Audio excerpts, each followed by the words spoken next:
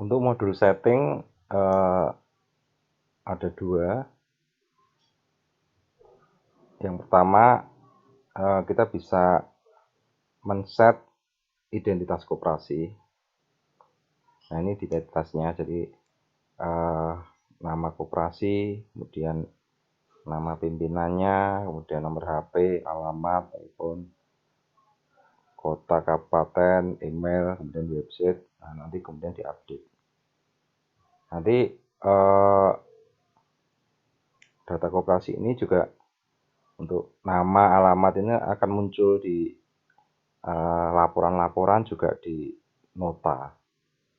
Kemudian yang kedua, untuk suku bunga, pengaturan di suku bunga ini tidak hanya suku bunga ya, jadi ada pengaturan untuk SHU juga. Jadi yang pertama harus menentukan tipe pinjaman bunganya, apakah bunganya ini bunga per bulan, berangsuran per bulan, atau bunga per total pinjaman ya. Biasanya yang dipakai sih bunga per bulan ya, bunga yang dikalikan angsuran per bulan. Jadi misalkan 2%, kita tentukan 2%, berarti 2% dari pokok angsuran per bulan dikalikan 2% ini. Nanti ketemu bunga pinjamannya. Kemudian biaya administrasi, silahkan ditentukan ada atau tidaknya. Kalau misalkan tidak ada, dinolkan. Biaya denda kalau melewati jatuh tempo pembayaran, dia akan dikenai denda. Kemudian tempo tanggal pembayaran ini tenggat akhir dari tanggal pembayaran tiap bulan ya. Jadi kalau lewat dari tanggal jatuh tempo ini akan dikenakan denda.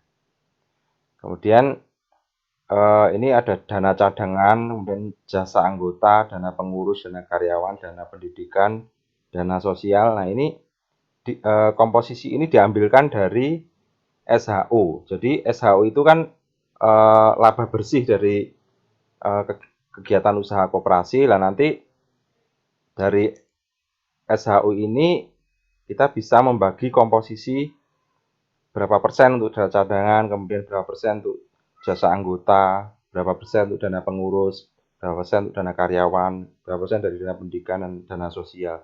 Kalau misalkan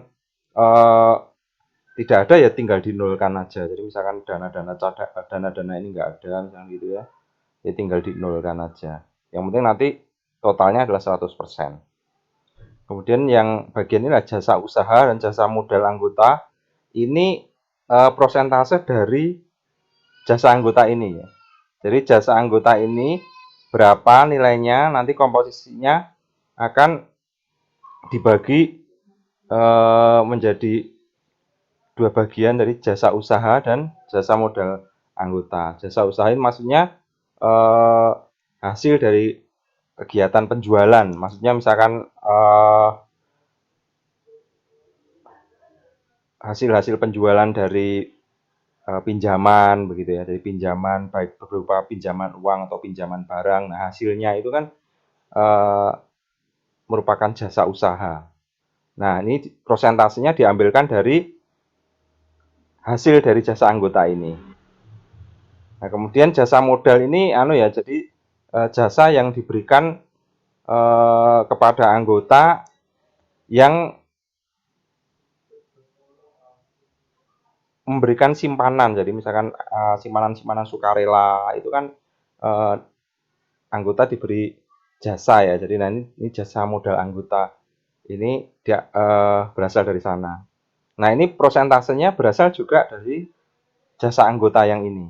Jadi jasa anggota yang ini dibagi menjadi dua bagian, jasa usahanya berapa persen, kemudian jasa modalnya berapa persen.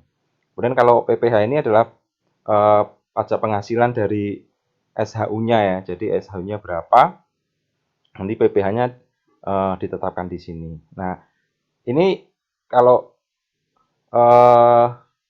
ini akan muncul seperti ini. Jadi biar mudah saya perlihatkan komposisinya di sini. Di laporan SHU. Bentar ya.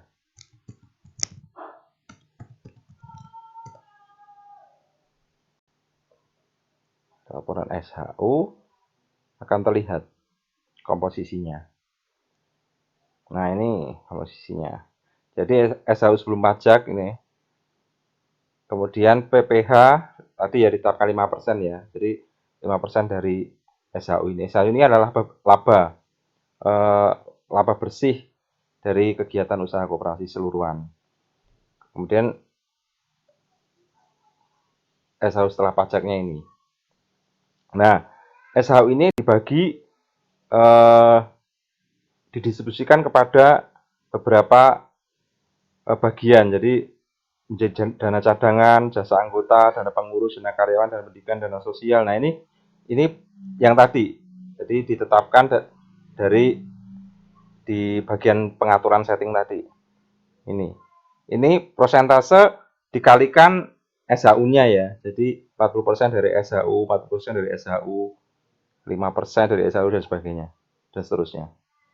Kemudian pembagian SHU anggota tadi juga jasa usaha ini masih 70% dari ini, dari jasa anggota ini. Nah, ini dari sini perhitungannya. Jadi 70% dari sini, 30% dari sini. Karena SHU ini SHU anggota ini akan dibagi jasa usaha, jasa modal. Ini bisa keseluruhan, bisa juga per anggota. Jadi nanti bisa per anggota. SHU-nya bisa per anggota. Demikian untuk pengaturan setting ya. Jadi pengaturan setting ini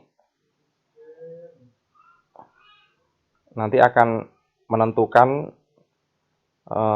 akan dipakai di transaksi-transaksi ini. Jadi memang harus di set dulu ya sebelum melakukan transaksi baik kas, baik simpanan maupun pinjaman.